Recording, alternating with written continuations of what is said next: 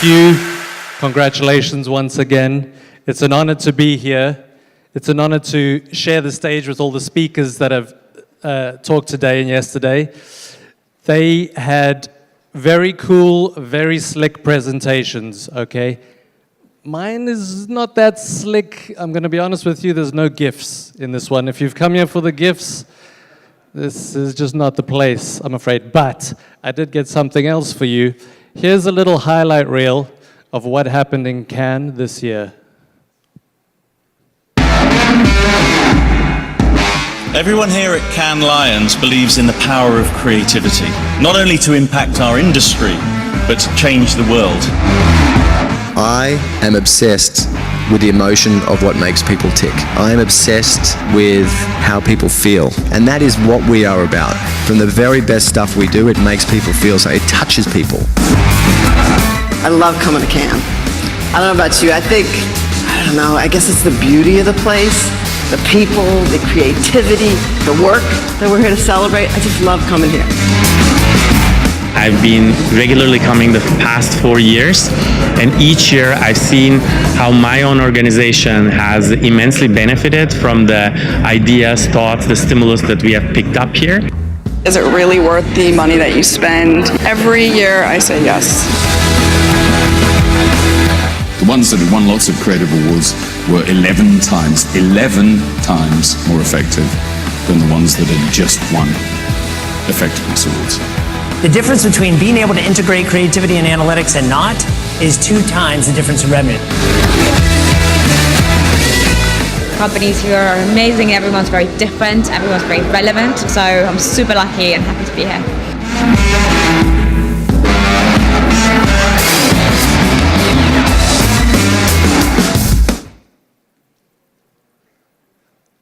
Como ganar un león. See, I've learned something. So, it's quite simple. You just have to bribe me. Thank you very much. That's it. No, obviously, there's a lot more to it. I've never won a lion. Obviously, it would be a conflict of interest. And that's the only reason why I've never won a lion. But this presentation is based on tips from past winners, from jurors that we've had, and from my experience being in the awards department and in all the juries for 7 or 8 years now. So think of this as a bit of a the habits of highly effective agencies, okay? I just want to show you one thing. Firstly, congratulations to those of you who win, because it is difficult. Exactly how difficult, I'll let my friends from Contagious explain.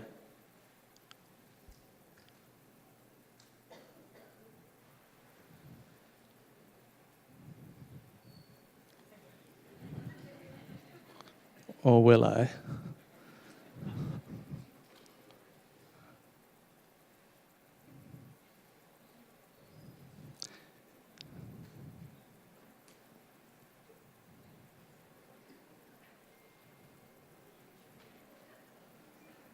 Okay, basically what they were saying in that video, sorry, was that it is incredibly difficult.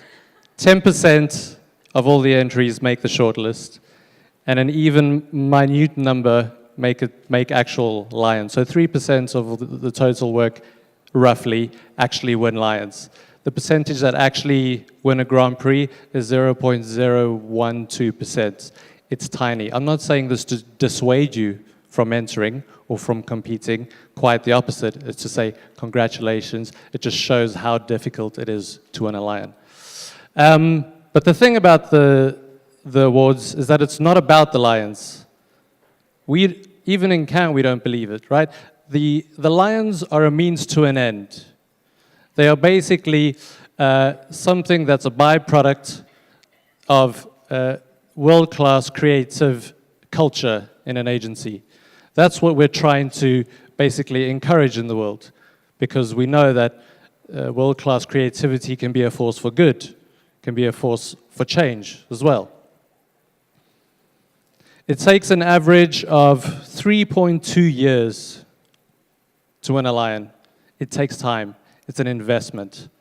And you have to believe, first of all, that you deserve to win a line and that you can win a line. So when you actually take the step to start entering, you're basically declaring to yourself, to your team, to your company, that you know what, I think we can win a line and I think we should.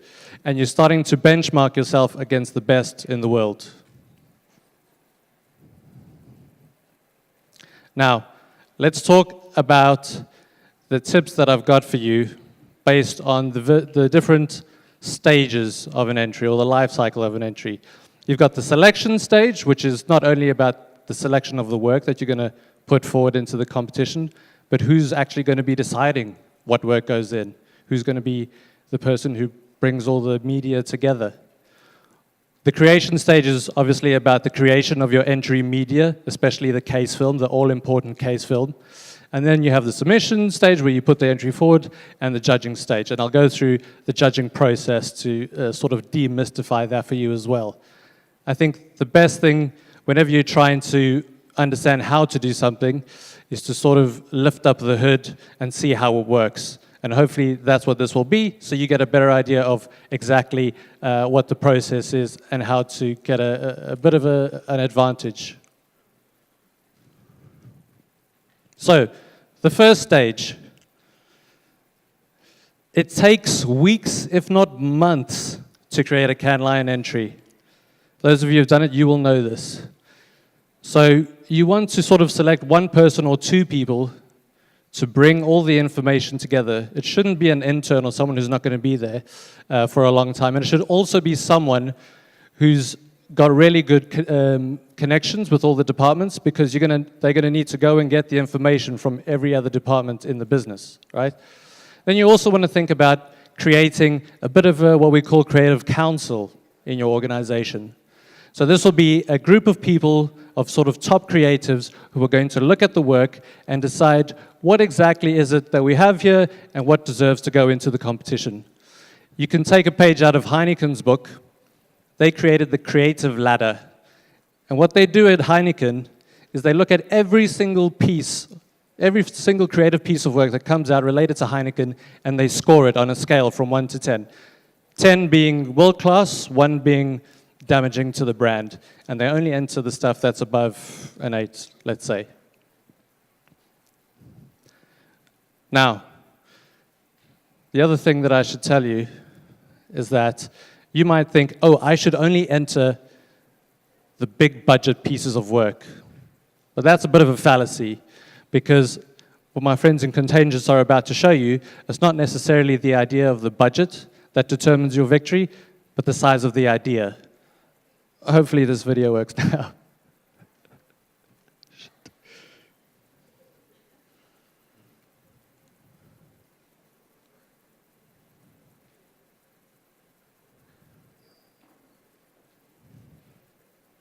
Okay, I've definitely pressed the wrong button there.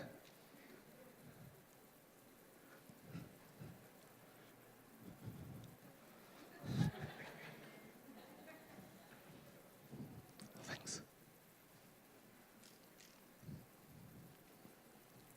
What they basically show, I swear they show this, is that they went and they did analysis on winning pieces of work. I've spent many years listening to creative teams lament about how little budget the client had, and it would have been great if it had more budget because it would have allowed us to do what we wanted to do. And it kind of sounds reasonable, maybe, but we thought, is it just an excuse? Yeah, and obviously we can't look at the individual budgets for every single campaign that's been entered into Cannes, because that's not a requirement on the submission, so the data simply doesn't exist. What we can do is go wider to look at the available media spend that those brands have that are entering into Cannes, to see if there's any correlation between their success, their creativity, and the amount they just have to spend on it, okay? So what we did was employ an external data set. This came from Ad Age, and it basically detailed the media spend of the top 100 spending brands in the world. We isolated the top 20 of these, and you can see them visualized there. The bigger the bubble, the bigger the media spend that that brand has, okay? What we can then do is overlay data showing the win rate of these same 20 brands to see if there's any correlation between the size of their media spend and their success, their creativity at Cannes. And you know what? There's little or no correlation between media spend and creative success. In fact, if anything, there are a couple of guys down this end with comparatively lower media budget who are doing amazing creativity. Coincidentally, we know who that crazy outlier is. Buy us a beer afterwards and we will tell you.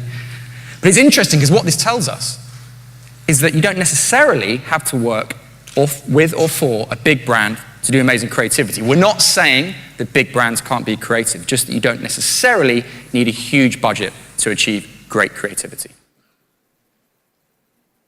Right, so it's the size of the idea that's important. Now let's go through each of those stages. The creation stage. So first thing you want to do, and all of these new rules, new categories, the new entry kit will be available at the end of November. You want to download that, and you want to start to decide the all-important categories you want to enter. In 2018, we had 26 lions for you to choose from. But you sort of have to decide, what do you want to win, what do you want to be known for, right? If you have a great film, you could enter it into the Film Lions, and if you win, you'd be known as a company that creates great film. Or you could also enter it into the Glass Lions and be known as a champion for gender equality, or both. It's up to you. You have to consider the judging criteria for each lion as well, because that's different depending on the lion you enter. And then I get this question a lot. Nick, can you please send me how many entries there are in each category across the lions? Because people think, you know what, I'm going to enter my piece of work into the categories with the least number of entries, and that way I'm more likely to succeed and get one of the lions. But it's a complete red herring. It doesn't actually matter, because what happens in judging is that we present the shortlist to the jury after they've decided it, and they look at the shortlist and they decide from all the pieces of work what deserves golds and silvers and bronzes. They do not have to give a gold or a silver or a bronze per category. What they do say is more important is that the piece of work is really relevant to the category. The other thing that you really need to get together are the written explanation and the media placement schedules details. There is a lot of information that we ask for you for good reason, for the jury, for them to make informed decisions as you'd want them to. I'm going to be honest with you. In the early rounds of judging, the jury don't really read much of it, I'll be honest. But in the later stages of judging, it becomes critically important. And a little bit of detail that you put in there can be the difference between a bronze and a silver, or a silver and a gold, for example. You'll also be given the option to provide details. In the case film, you can lead with your big, impressive results, and you can leave the detail to the written section. I'm going to move on to the case film. Now, the all-important case film, this is basically the face of your entry, right? And this is where we get the most tips from the jury and previous winners. The first thing that I would say about the case film is that it's very expensive, as you know. It's expensive to create, after your campaign is run, a piece of a film that looks back on how it played out. So what you could do, what Niels Leonard did, the guy whose quote we saw earlier, he worked at Grey London, and what he said was like, no, we're not going to create these case films after the fact. We're going to embed them into the budget and the production of the actual creative. And he decided to call them documentaries. That slight but significant change in language made them think about it a lot differently. They created their case film as the campaign execution was being made, and it was still fresh in their minds, and it was all covered in the budget, so that at the end they had this documentary, which they could use to promote the agency, they could use at pitches, and they could even give to the creatives for their show reels. And incidentally, it can be used at award shows. So that's the first tip that I would say. I'm going to move to this side, speak to these people for a while, but actually I'm just reading my notes to see that I haven't forgotten anything. That's a terrible joke. Okay, so second tip I've got for you here keep it short, right? So the tendency is that you have this piece of work and you love it and you want to put all the details in, but it kind of gets a bit complex and messy. So you got to keep it short, keep it concise. We specify that the case film can't be more than 2 minutes long.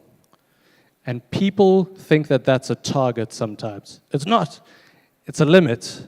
You know, if you can explain your story in under 2 minutes, in like 60 seconds, great. I have an example of someone who did just that. So this piece of work won silver in creative data and a bronze in the Media Alliance.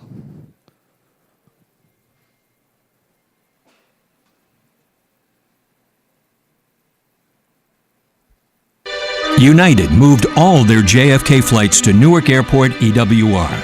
Thousands of employees and a massive fleet of state-of-the-art airplanes. But how to solve the problem that New Yorkers thought JFK was closer?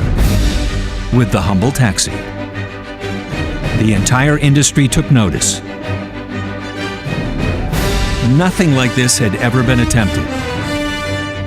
125 taxis were outfitted with GPS trackers, synced with real-time traffic data comparing travel times. The concept drew attention from all quarters. New Yorkers saw with their very own eyes they could get to EWR up to an hour faster than JFK. Brand favorability soared. So did United passengers from Newark. Apparently, taxis drive more than people. They also drive perceptions.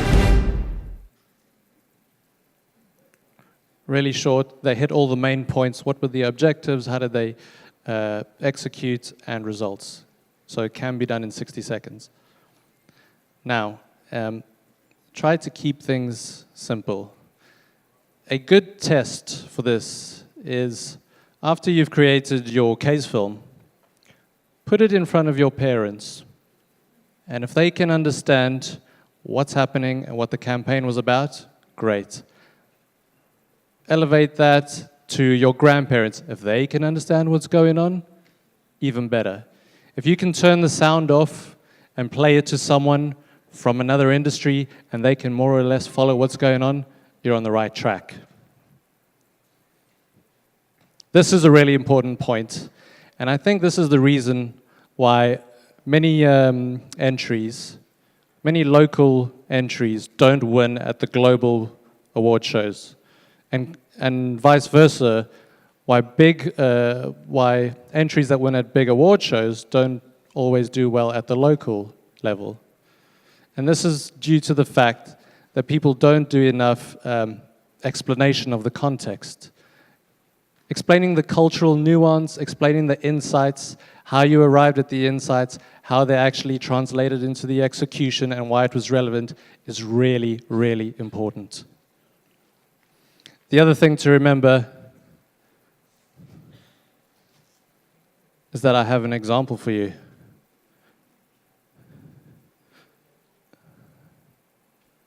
Which we'll play.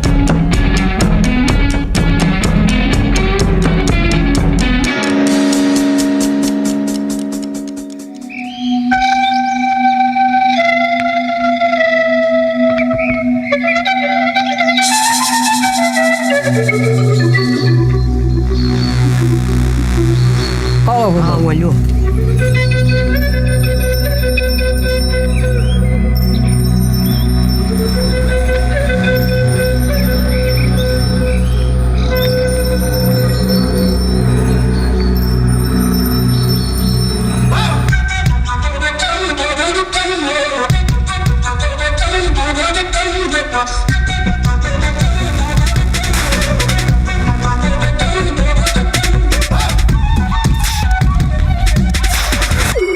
Reușit aproape perfect. Drăguță, da, siluete frumoasă, fata, dar tocurile sunt pentru alte costumații. Nu.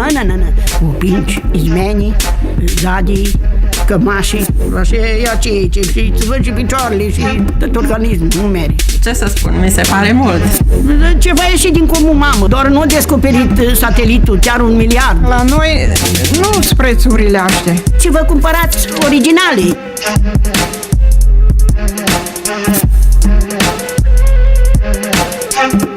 Lady Gaga, vă rog să veniți în Bihor să vă alegeți hainele potrivite de aici de la noi. Maria Grația, nu niciun bai. Te așteptăm la Bihor să facem covoace împreună.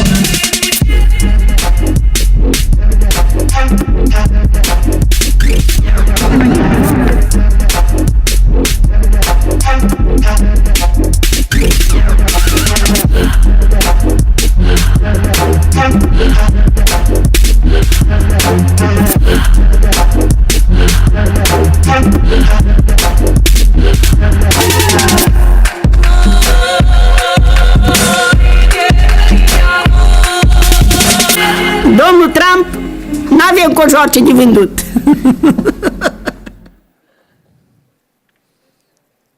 On a side note, the use of music is also really important. We could do a whole talk just on that.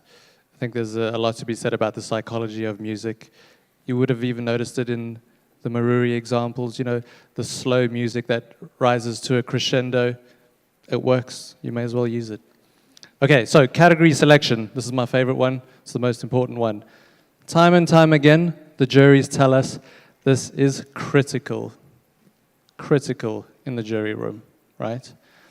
You have to be so careful that you actually don't put your entry into the wrong category, because the jury are not allowed to move your entry if they feel like it's not in the right category. So be very careful. Download the entry kit, try and get to grips with it, but you probably won't, because there's over 500 categories within the 26 lions. So what you're going to do, ask us. So we help with this. I can't help you create your case film. We stay neutral in all areas, but we can help you with the rules, with the entry process, and the categories. And if you don't believe me, then you can ask Apple. Because their entry today at Apple, when they asked us for subcategory suggestions, we suggested the one that they won the Brand Experience and Activation Grand Prix in. So please use us. Next up, storytelling. No, this is an example of a piece of work that fit the category perfectly.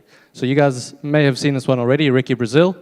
It won gold in digital craft, specifically data storytelling. Every year, $61 billion are diverted to fund corruption in Brazil. If all this money went to a single person, he would rank 8th on Forbes' billionaires list. So Forbes used data to create an AI with the face and the personality of this corrupt billionaire and raise awareness about his fortune. Meet Ricky Brazil, the 8th on the list. A inteligência artificial, ela analisou mais de 150 fotos de corruptos condenados no Brasil. A gente usou esses dados para chegar em alguns traços, como, por exemplo, a idade média, o tom de pele, cor de cabelo, cor de olho. Para extrair a personalidade do rico, a gente está falando de um universo de mais de 500 horas de áudio, de mais de centenas e centenas de páginas, de 65 fontes diferentes, além de livros e fotografias. With this data on hand, we used Personality Insights API that revealed him as arrogant, self-centered, and with low empathy. Then we used AI Assist and Improvement Studio with text-to-speech to teach him how to understand questions and look for the right answers. When he was ready, we set up interviews so Brazilians could talk to corruption itself through an app we created. É possível ter sucesso nos negócios sem corrupção? O problema do Brasil é só a corrupção? O senhor é corrupto? It was possible to see the AI searching for the answer and how it felt about the question. Angry, frustrated, happy, confident, and so on.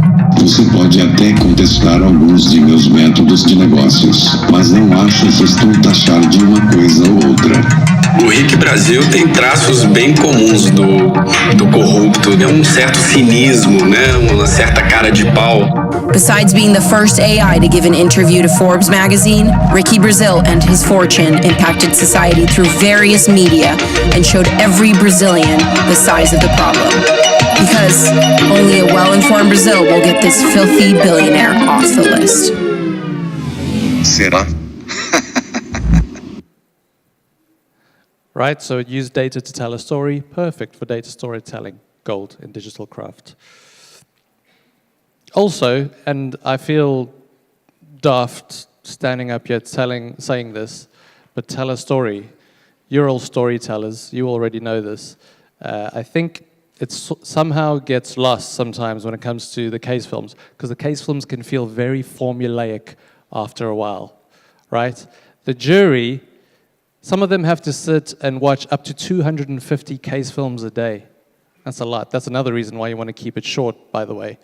But you also want to sort of structure your case film around some sort of narrative. Give them something to follow. Use a protagonist. Use characters. That's how you remember stories. And it also explains sort of the rise of why we have branded content, right? Consumers want to be entertained. It doesn't stop there. It's the same for jurors. They want to be entertained, or they at least need a story to hold on to. I'm going to tell a story to illustrate the story. So, Sir Isaac Newton never actually popularized the story of him sitting under an apple tree with the apple falling on his head, thereby giving him the eureka moment where he started to think about gravity. He submitted the paper to his scientific community. It was well received, but the average Joe on the street couldn't understand that. So what happened? Well, he died, but his niece knew the story. He had told that anecdote to a few people, including his niece, who was friends with Voltaire, who was really popular at the time. Voltaire took that story. He thought, this is wonderful. This explains it so simply. And he published it in one of his books. And that's why you all know the story about how Isaac Newton was sitting under the apple tree and the apple fell on his head. Now, results. Results are so important for some lions, not for all lions. So if you're going to enter a piece of work into the film lines, for example, the jury are only looking at the piece of work from the angle of creativity. They're sort of judging the idea. They don't care about the results. But for many, many, many of the other lions, results are really important, up to 1/3 of the mark, in fact. And the results need to clearly link back to the original objectives, right? They need to be meaningful. Here's an example of an entry that does a really, really good job of storytelling as well as displaying honest results. This one, a bronze in brand experience. This is Peter Nicolai, the proud mayor of the little village of Bergün in the Swiss Alps. Bergün urgently needs more tourists, but unfortunately, nobody has even heard of Bergün. That's why Peter is starting a campaign, together with all the village's inhabitants. The idea: the village would ban photography, so that nobody would become sad about not being in beautiful Bergün whenever they looked at photographs of the area. This isn't a joke. Thanks to the Swiss system of direct democracy, the village was able to pass a real law. Friendly photography ban, so that nobody would become sad about not being in beautiful Bergün. The wording of the law was sent to the press, and after just 24 hours, news of the ban had spread all over the world. Peter and the rest of the village used social media to promote the campaign, and even NASA was requested to refrain from taking pictures from space. Forbidden photography here. Bergün immediately became a trending topic. Google image search exploded. Bergün banned photography, and now people all over the world search desperately for photos of Bergün, discovering how beautiful the place really is. And that's exactly what Peter had in mind. After 2 days, the mayor wound up the campaign, issuing camera owners with a special permit and inviting tourists to photography courses. Now everyone has heard of the little village of Bergün. The results: in just 3 days, 1,622 articles about the beauty of the village were published. This resulted in a reach of 897.2 million contacts, and all with a media budget of 0, but earned media worth 9.1 million Swiss francs. Bookings for Bergün rose by 470%. Now everyone can once again take photographs of the beautiful village. And Bergün is now on the bucket list of many future tourists. Bis bald in Bergün. Okay, moving on to the next stage in the entry process, submission. So you want to submit your entry as early as possible. The entry fee gets more expensive the closer we get to Cannes, so try and submit as early as possible. what else happens is as soon as you submit your entry, we check it, we double check it, we triple check it, we quadruple check it. Part of the entry fee really is the QA process that we go through to make sure each and every entry is perfect before it's put in front of the jury. So it's good for you and it's good for us as well. We check for all types of mistakes. So another thing to be aware of is to be ready in case we ask you to provide more explanation on something or fix a case film, for example. Submit as early as you can. Okay, the final stage in the entry process is the judging. And I think there's a lot of misconceptions, so I'm going to explain exactly what happens in the jury process, the judging process, as well as the judging criteria. And this will help you look under the hood. So, firstly, judging criteria. So each line has its own specialist jury, and at the same time, each jury is looking at different judging criteria, right? You can find all of this on our website, or download the entry kit, or ask us and we'll let you know. It's really important because the lines in the communication track are judged quite differently from the lines in any other track. Do you want to be known for your craft, your execution, or the campaign as a whole?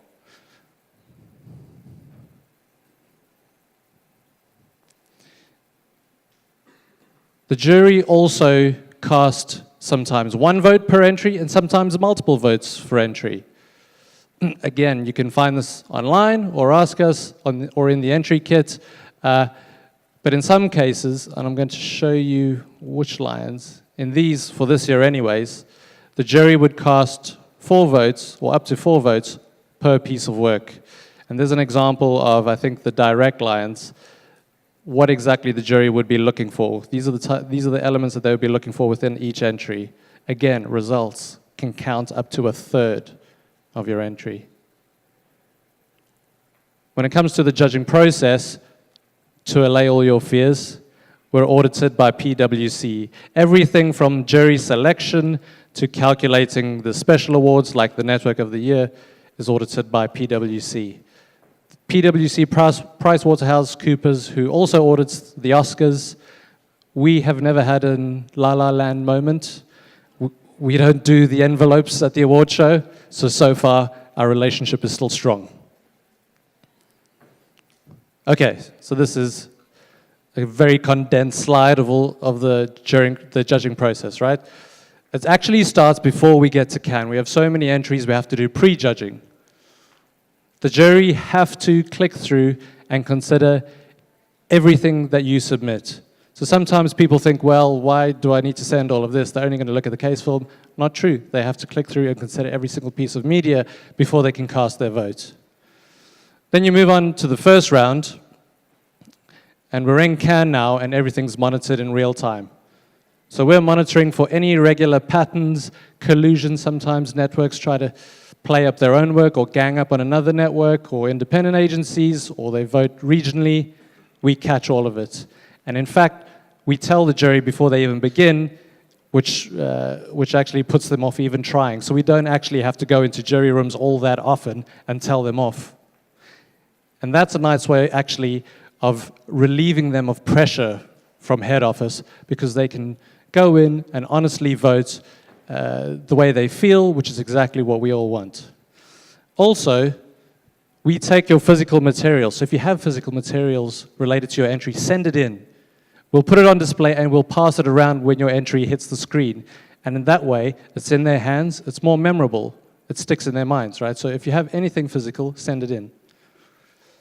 Then you come to the shortlist review stage. So this is where the jury are looking at their shortlist and they're deciding whether or not they want to add a few entries or take off a few entries.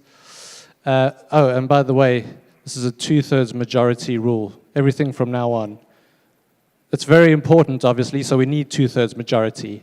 Brexit obviously wasn't that important because the referendum was a simple majority vote. So go figure. So from the shortlist review stage, this is where they really start discussing a piece of work. And if their entry comes up, then we ask the juror, he or she, to leave the room. Also, this is when the written submissions and the media placement details really get scrutinized. So this is where it becomes really important. Finally, you move on to the awarding stage, and the jury are not allowed to move entries into different categories, like I said before, but they can ask for sometimes random details. They want to know a little bit more about your entry at the last minute, so you need to be on hand, ready to take a call, even on a Sunday night, because that's when the jury needs to have their answer. So those are my top tips. I think this is the top 10. I've also got a really cool, cheesy slide for this one. These guys love it. Number one, think beyond awards, right?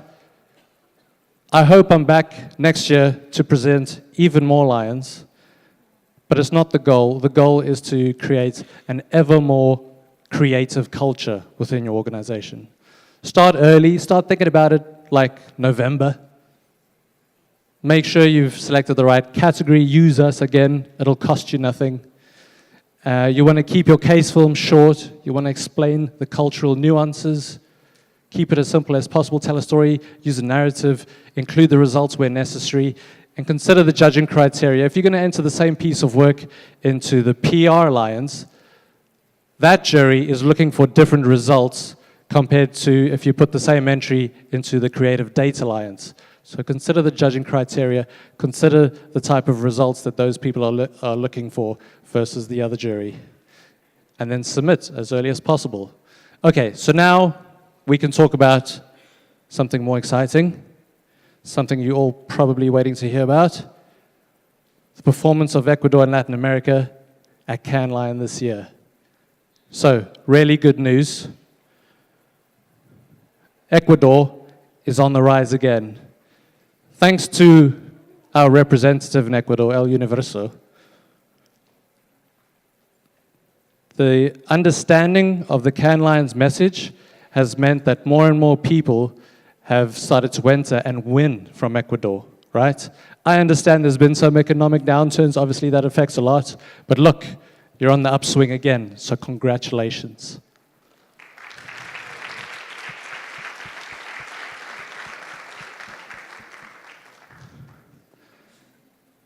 This is a page out of our Global Creativity Report. The Global Creativity Report is a report of all the rankings from the entries from this year. So that could be rankings of regions or countries or people or cities even. And here we have the Latin American agencies from 2018. And Maruri Gray, congratulations once again. I think last year they were 10 or 11th. They're climbing up the ranks. So congratulations.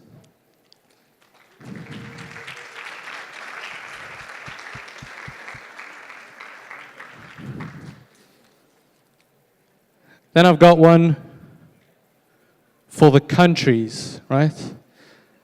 These are all the countries that compete in the Cannes Lions. Obviously, Brazil's very strong, they're up there. And I was asking yesterday, who's Ecuador's rival? Peru. Almost, we'll get you Peru next time. But look, higher than Mexico. That's incredible. Well done.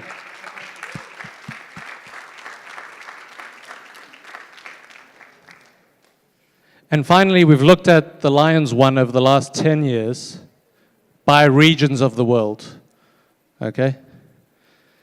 This year, we didn't get as many entries as we would have liked, so everything took a bit of a dip. There weren't as many Lions given out. In all regions except for Latin America, the only region in the world where there's a bit of an upswing in the number of Lions, even though there were fewer entries. I can't end on a higher high, so congrats for the last time. Well done.